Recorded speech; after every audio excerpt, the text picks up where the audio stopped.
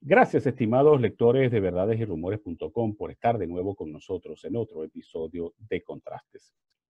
Todo parece indicar que la lucha de la oposición en Venezuela entra en una etapa crítica.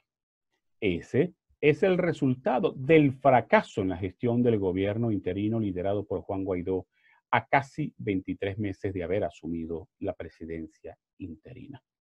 No ha logrado el cese de la usurpación, mucho menos el gobierno de transición nacional, y ni hablar de las elecciones libres.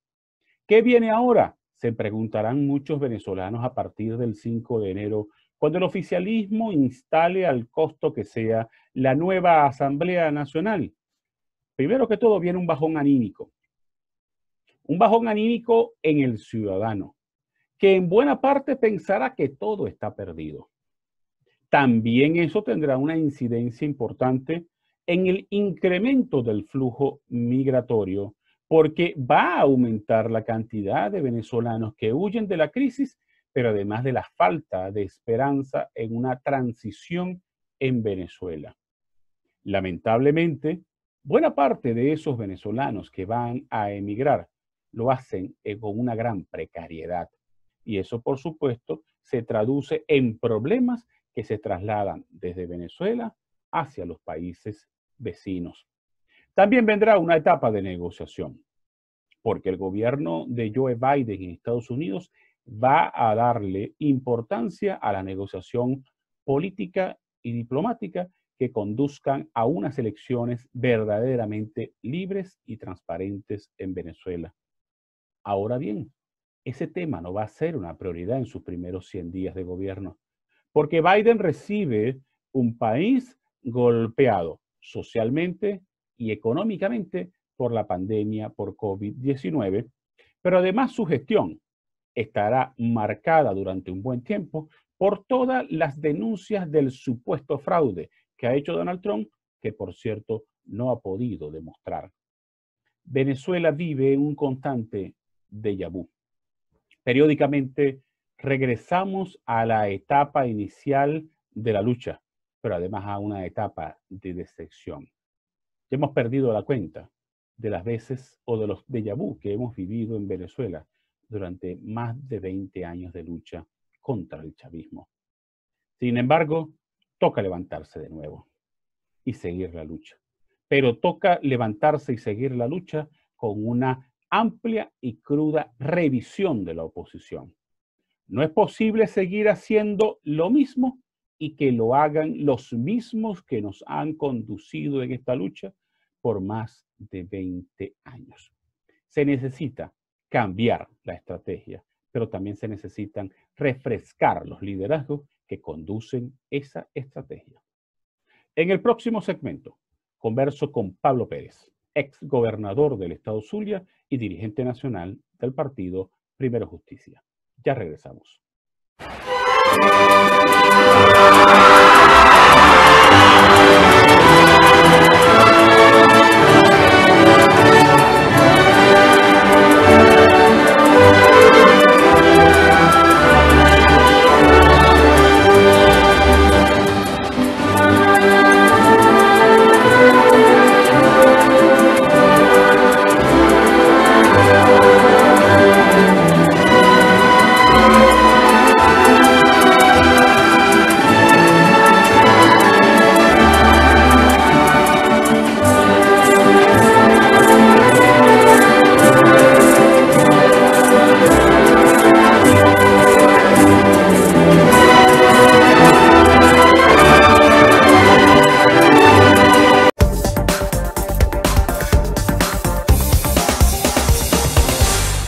Hoy converso con Pablo Pérez Álvarez, ex gobernador del estado Zulia y dirigente nacional del partido Primero Justicia. Pablo, gracias por haber aceptado la invitación a participar en Contrastes. Muchas gracias. Bueno, gracias a ti, Darwin. Bastante tiempo que tenemos que no conversamos en este tipo de entrevistas. De verdad, mucho éxito donde estás y creo que siempre sigues generando opinión en tus columnas, haciendo el esfuerzo de generar opinión y de trabajar por una Venezuela verdaderamente libre. Pero hablando de la Venezuela que todos desean, la consulta popular. que parece que es la única estrategia que tiene el gobierno interino de Juan Guaidó y sobre lo que yo tengo serias dudas razonables. Ahora bien, tú que estás recorriendo las comunidades, a pesar de las dificultades que se vive en nuestro estado Zulia, ¿cómo ves el ánimo de la gente, el interés del ciudadano por participar en la consulta popular? Fíjate, Darwin, como lo han dicho muchos académicos y una entrevista que le hizo Carauta Digital al Padre Ugalde, ¿no? Yo lo veo de esa manera, en el sentido de poder participar, realizar alguna actividad, que tampoco podemos decir que sea la solución de fondo del problema de salir de Maduro y todos sus secuaces de mal gobernar, o no sé qué llamarlo, de mantener a este país como lo están manteniendo, ¿no? Creo que una manera de participación en lo cual en mi opinión, cualquier actividad que se realice en favor de buscar el cambio en Venezuela, debemos participar. Ahora bien, en el recorrido que venimos haciendo nosotros tenemos un problema grave, que es el problema comunicacional. Hoy los medios de comunicación están prácticamente silenciados. Son pocos los canales de televisión a nivel nacional que están sacando entrevistas a dirigentes de la oposición. En los últimos 15 días se han dedicado solamente a aquellas personas que son aspirantes a diputados a la farsa del 6 de diciembre. No existen periódicos impresos, los portales cada día son menos, porque lamentablemente por la misma situación de la crisis muchos han tenido que cerrar. La situación del Internet en Venezuela, no todo el mundo tiene un teléfono inteligente para poder acceder a ese tipo de información. Bueno, total, Darwin, ha sido una dificultad muy grande. Algunas personas, que te puedo decir de un porcentaje, hablar de un 80, 70, no sé, porque tú vas recorriendo, ¿cuántas casas puedes visitar? ¿Cuántas casas puedes recorrer? En un esfuerzo físico que tú haces, que es parte de llevar el mensaje, llevar un mensaje de esperanza, de cambio, de compromiso a la transformación que queremos en Venezuela. 100 casas, 80 casas, puedes hablar con 200 ciudadanos. Tal vez de esos 200 estarán informados en la consulta 120, un 60%, no sé, porque no le he cuantificado. Lo que sí es que hay un porcentaje importante de venezolanos que no están, puedo hablar maravinos o zulianos, porque hemos estado por el sur del lago, por la costa oriental, por Maracaibo, lo que he conversado con Juan Pablo, que ha estado recorriendo el país. Me dice Juan Pablo que hay una constante sobre el tema de la información. Sin embargo, hay que hacer los esfuerzos, hay que seguir apostando al éxito, pero creo que al final viene ahora una situación distinta.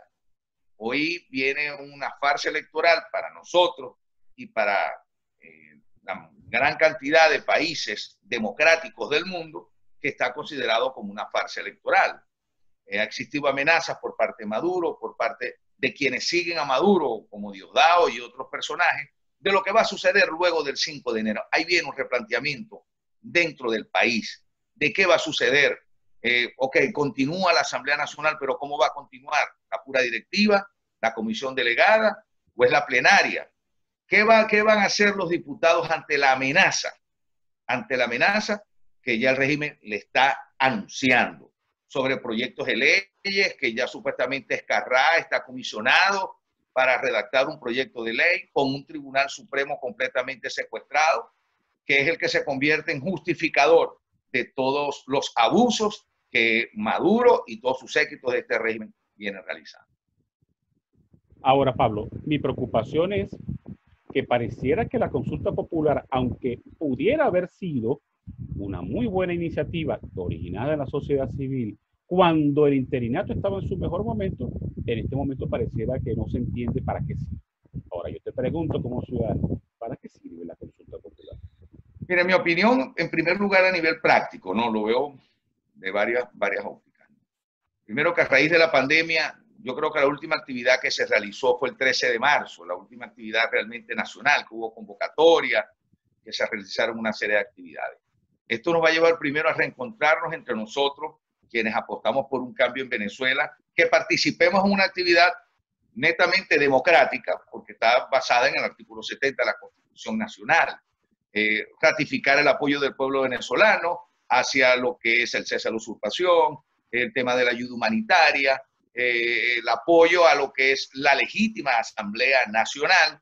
Eso para nosotros y para el mundo que reconoce a Guaidó como presidente interino, para quienes estamos claros que la elección del 18 fue una elección fallida, todo y lo que se refiere a esta convocatoria del 6 de diciembre. Pero más allá de eso, yo no quiero ser pájaro de mal agüero, más allá de eso, la consulta no va a tener una fuerza para decir, bueno, Maduro mañana va a renunciar, ya resolvimos todos los problemas, viene una nueva elección presidencial o una nueva elección presidencial con una nueva elección de la Asamblea Nacional. Primero hay que ser responsable con la gente y decirle para qué es la convocatoria de esta consulta popular. Como te lo dije anteriormente, todo lo que se haga en favor de buscar el cambio en Venezuela, aunque yo no esté en el fondo totalmente de acuerdo, yo lo voy a hacer, porque históricamente para mí sería un irresponsable que no aporte algo para buscar el cambio en Venezuela, sin egoísmo, sin pelea, sin rebatiña y sin protagonismo, porque esto no es un tema de protagonismo. Ahora, ¿por qué no estás 100% de acuerdo con la consulta? No, no me explico. Yo no le digo que yo no esté, pero cualquier actividad, por ejemplo, hay posiciones, y yo trato en lo posible de no nombrar a nadie, Darwin, porque siempre, y lo que hemos hablado nosotros privadamente, yo creo en un pacto de no agresión entre nosotros. Hay unas posiciones extremas de un lado a otro, que pasan desde María Corina y Antonio, pasando por las posiciones más centristas, llegando a la posición de Henry Falcón, ¿entiendes? O sea, yo creo que lo que, por ejemplo, María Corina tiene un planteamiento que, bueno, la resistencia, la pelea, una intervención, yo no soy muy amante de eso, pero bueno, yo creo que cualquier solución que exista, vamos a abordarla, no es lo que te quiero decir. Ahora, lo que yo sí creo de la consulta es, como te estoy diciendo, Darwin, es ser responsable. Mira, asamblea que me ha tocado asistir, ¿no? No solamente asistencia con dirigentes políticos de base, porque tú tienes que tenerle el discurso claro a ese dirigente comunitario de base que está viviendo la crisis dura, que estamos viviendo la crisis económica dura en este país, que sale a la calle esperanzado en buscar un cambio en Venezuela, una transformación del país, que no tiene a veces comida en su casa, que tiene problemas de medicina, que también tiene familiares que se le han ido del país, algún familiar con el coronavirus, y cualquier situación que se le presente, nosotros vamos con esa actividad, le explicamos hacia dónde vamos con esto. Lo que yo no le puedo decir a ellos, o en un casa a casa que se esté realizando, decirle responsablemente a ellos, mire, después que pase la consulta popular, ya mañana Maduro se va, porque no es así tampoco. Entonces tenemos que ser responsables, y eso a mí no me hace ni ser un tipo arreglado con el gobierno, ni me hace ser un irresponsable, ni me hace ser un tipo que está en contra de Juan Guaidó. Al contrario, me hace un tipo bien responsable frente al país, y como la unidad, lo que llamamos unidad, hoy está respaldando a Guaidó, hoy que todavía sigue como presidente de la Asamblea, yo igualito lo apoyo, y apoyo cualquier actividad que genere un cambio para el país, pero siempre hablándole con claridad a la gente, sin manipular los discursos que nosotros les estamos dando a los ciudadanos. Ahora, Pablo, yo tengo el temor y la percepción de que el interinato de Guaidó y de esa cofradía que maneja el interinato aceptaron la consulta popular, que por cierto es una propuesta desde hace más de un año, y la aceptaron apenas en octubre de a mediados de septiembre, estén utilizando la consulta popular para justificar su permanencia en el poder luego de 23 meses de fracaso. Mira, hay sectores políticos que han estado abiertamente, dicen que no están de acuerdo con la consulta, ¿no? Dirigentes políticos, el tema de María Corina, el tema Capriles, abiertamente lo han dicho. O sea, que no están de acuerdo con la consulta, que la consulta no nos está llevando a nada, que esa misma estrategia nos está llevando a una situación que no estamos arreglando nada, ¿no? Si bien es cierto, esta consulta la venía hablando, nació en el Táchira realmente, porque Pérez Vivas, Colmerano Finón, Luis Valo Faría, tantos, gente muy importante, académico, dirigente, del Táchira viene esta idea, y tiene más de un año la idea de la consulta popular. Creo que ahora se utiliza la consulta en el sentido de la hamaca en la cual caímos con el tema de la pandemia, y en la cual me preocupa también qué va a suceder después del 5 de enero. Yo creo que Guaidó también está asumiendo riesgos, ¿no? Creo en lo personal, creo que Guaidó también está asumiendo un riesgo importante en lo personal y en su capital político después de lo que vaya a suceder el 5 de enero. Porque el 6 de enero para nadie es un secreto, el 6 de diciembre para nadie es un secreto. Maduro, con bombos y platillos, van a decir, tenemos una nueva asamblea, hay 270 y tantos nuevos diputados, de los cuales yo tengo una oposición, porque entonces él va a tener su oposición. Esa oposición para mí, ellos le van a dar entre 60 y 70 diputados, las 2/3 partes siempre la va a tener el régimen, para poder hacer todo lo que ellos quieren hacer con las 2/3 partes que no permitieron que la asamblea electa en el año 2015, que eligió 2/3 partes de diputados a favor de la Mesa Unidad Democrática, no les permitió las 2/3 porque sabía lo que las 2/3 partes te permiten hacer según la Constitución Nacional. Entre eso, el nombramiento del Tribunal Supremo de Justicia y el nombramiento del Consejo Nacional Electoral. Es una realidad. Tal vez vaya un dirigente de esa nueva oposición, sea directivo de esa nueva Asamblea Nacional que ellos van a elegir supuestamente ese 6 de diciembre y va a recomenzar otro juego en el país, que va a ser, que yo creo, con más confrontación, con una oposición que ellos están creando, y hay que ver qué es lo que va a pasar con los canales de televisión, con las emisoras de radio, a la hora de poder entrevistar o participar estos dirigentes. Ahora, Pablo, quiero que para el próximo segmento hablemos de lo que va a ocurrir después del 5 de enero, porque yo en lo particular no veo una estrategia clara en torno a eso. Se habla solo de la continuidad de la Asamblea Nacional, pero eso va a ser muy difícil en medio de un Estado represor y que, por supuesto, está ya amenazando a los diputados. Vamos a hacer una pausa, ya regresamos.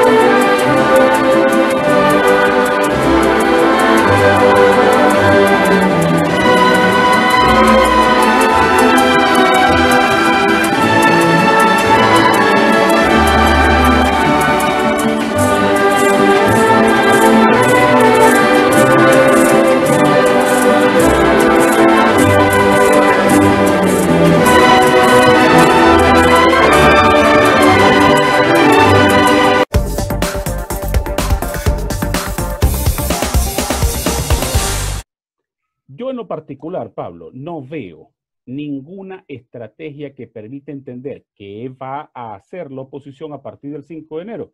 Porque nos guste o no, tú lo dijiste, el oficialismo va a festejar la victoria el 6 de diciembre y a instalar su parlamento. ¿Qué va a ocurrir después? ¿Qué van a hacer? ¿Cómo va a funcionar la oposición? A veces creo que todo comienza en cero y reiniciamos, hay un reseteo de la lucha de la oposición. ¿Cuál es tu opinión? Mira,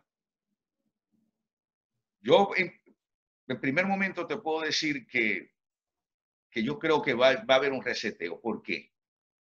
Porque esto va a arrancar otra vez de cero, como tú lo estás diciendo. Ajá. No van a poder sesionar en el Parlamento como hace un año, ¿no? Como desde este año no han podido sesionar allí. ¿Quién va a quedar en ese Parlamento, verdad? Porque todavía no lo han dicho. No se ha dicho si va a ser la comisión delegada, sí, o va a ser la plenaria. Entonces es una situación difícil. Algunos diputados, los cuales respeto sus posiciones, dicen que no van a las plenarias porque ellos no van a arriesgar el pellejo. Otros dicen que sí, que debe ir la plenaria y ellos arriesgarían su pellejo. Entonces, primero ahí hay una discusión que no se está claro hacia dónde cómo va a venir el funcionamiento de la Asamblea Nacional. La Asamblea Nacional, legítima, elegida en diciembre del año 15. No se sabe, eso es lo primero. Segundo, ¿cuáles van a ser los nuevos mecanismos? ¿No? Porque se han creado Frente Venezuela Libre, bueno, tantas cosas, el G4, el G4 Plus, el G tal, el J cual, muchas cosas, ¿no? Que al final la gente, en su desespero, justificados unos y no justificados otros, se están decepcionando y en muchos están perdiendo la esperanza. ve Darwin, yo no quiero ser profeta del desastre. Y quiero que quienes nos escuchan y nos van a ver, no quiero que lo piensen de esta manera, porque yo siempre, tú me conoces, siempre soy un hombre positivo, pero me pongo los pies sobre la tierra. Si aquí en los primer trimestres del año no se ve un reacomodo de que realmente es el mundo opositor, de nosotros como dirigentes, con una línea clara, una línea de verdad diciéndole con claridad a la gente hasta dónde vamos a llegar y qué es lo que vamos a hacer. A lo que abran la frontera con Colombia, viene una estampida de venezolanos más grande. Y creo que en eso que está jugando el rey. Creo que va a jugar a perseguir a muchos que estén, porque ellos están creando su nueva oposición con la farsa del 6 de diciembre. Van a perseguir a lo que quede, en mi opinión, vuelvo y repito, van a perseguir a los que a ellos les interese, que quiere que se vayan en sus amenazas y sus anuncios, porque no solamente va a haber una persecución a una clase política, sino que ellos vienen hablando también, creándole un temor gravísimo al sector productivo del país o a lo poco que queda. Cuando te hablan de expropiaciones, bueno, expropiaciones no, la ley antibloqueo, que la ley de antibloqueo lo que es una justificación para no expropiaciones, sino confiscaciones, para buscar ellos una u otra manera, hablan de la propiedad comunal nuevamente, que se tenía tiempo que no se hablaba de la propiedad comunal, vuelve otra vez a la palestra de la propiedad comunal, y vas a ver, ojalá que no sea así, muchos sectores o acomodándose con temor, manteniéndose muy al límite, u otros yéndose de Venezuela, que yo creo que la estrategia que el régimen va a aplicar, que siga esa migración masiva de venezolanos a otros países para que se quede el que se amolde al tema de ellos o el que ellos no vayan persiguiendo para eso. A pesar de que el 2021, Pablo, se ve muy pesimista en el tema venezolano, hay una probabilidad. El nuevo gobierno en Estados Unidos, encabezado por Joe Biden, cree en la negociación política y diplomática que conduzca a una salida electoral a la crisis venezolana. ¿Tú crees que el año que viene puede desarrollarse esa negociación política y diplomática? Mira, Darwin, ojalá, ¿no? Ojalá. Por eso que te digo, no sé. Aquí viene un reseteo, porque uno es algo interno, porque si no tenemos una unificación interna y no estamos claros en nuestra estrategia interna, hay que ver hasta cuánto los países del mundo van a seguir apoyando esto, ¿no? Los países democráticos. Y es la realidad. Ahora bien, al no estar Trump en la presidencia, yo no soy internacionalista, yo soy político y aplico la lógica y es más o menos, he leído mucho de Biden desde que fue vicepresidente de Obama, porque no lo eran conocidos en el mundo, sino que, bueno, Obama cuando habló cuando la convención demócrata, cuando John Kerry fue candidato contra Bush, la segunda elección de Bush. Pero lo que yo he estado leyendo, mira, acuérdate que los vicepresidentes manejan mucho el tema internacional, ¿no? Y los demócratas son menos guerreristas que los republicanos. Biden, todo parece indicar que en primer lugar él tiene que resolver los problemas internos que tienen los Estados Unidos, que seguramente es lo primero que va a hacer. Y que son muy graves. Claro, yo creo que los, no sé cuántos meses, por lo menos los 120 primeros días del año, claro, creo que el tema de Venezuela no va a ser de prioridad, Venezuela como tal. Yo creo que él tiene que tomar como un todo a Latinoamérica, porque tiene en México a López Obrador. Lo tienes ahí al lado, tienes a López Obrador allí. Vuelves a Bolivia otra vez vuelve a ser tomada por Evo Morales. Argentina regresa el kirchnerismo. Le dicen que Fernández, bueno, es distinto, pero Cristina es la vicepresidenta y él viene de allí. El tema Venezuela, el tema Nicaragua, el tema Cuba, y no sabremos qué sucederá en Colombia, o sea, y en Brasil en un futuro. O sea, yo creo que él tiene que tomar, en mi opinión, América Latina como un todo, porque se le puede convertir en un proceso con América Latina, aparte de las situaciones internas de los Estados Unidos con la pandemia, el tema racial, el tema migratorio, sus relaciones con China, que es una realidad, el tema de la OTAN, el tema de la Organización Mundial de la Salud, que ya lo dijo el primer día que asumo la presidencia, regresamos a la Organización Mundial de la Salud. Creo que hay muchos temas en los cuales Biden va a prestar atención primaria antes de ir al tema. Por eso que te digo, creo que Venezuela particularmente no vaya a ser un tema solo como tal. Creo yo que va a ser un tema de América Latina. Hay algo importante, David. Dentro del Comité Nacional Demócrata hay un venezolano, que fue diputado a la Asamblea Nacional, tú lo conoces, buen amigo que lo es, que es Leopoldo Martínez. Correcto. Creo que Leopoldo va a ser muy importante dentro de esta situación de lo que representa Venezuela, lo que representa América Latina, la visión que vaya a tener Biden sobre estos temas y buscar las salidas. Ahora bien, lo que yo sí creo que la salida que va a buscar Biden va a ser una salida, en mi opinión, concertada. Correcto. Con un proceso electoral que tenga las Ahora, condiciones. Pablo, ahora, entiendo, compartimos la misma percepción de que no va a ser el tema Venezuela, no va a ser prioridad en los primeros 100 días, por lo menos de Biden. Ahora, Sí, yo creo que no por la situación que tienen los Estados Unidos. Es correcto. Ahora, cuando ellos pongan el tema sobre la mesa, ¿tú crees que la negociación sí puede ser una vía para resolver el conflicto en Venezuela?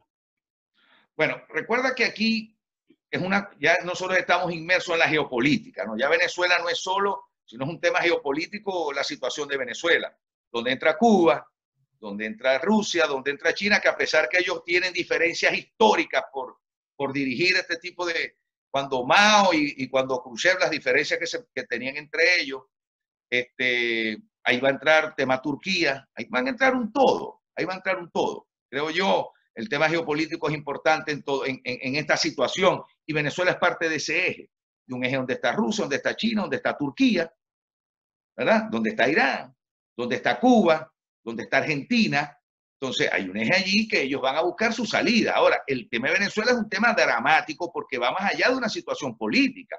Es un tema económico que no, sin exageración, Darwin, aquí la gente está cada día viviendo una crisis más dura y muchísimo más en el estado Zulia.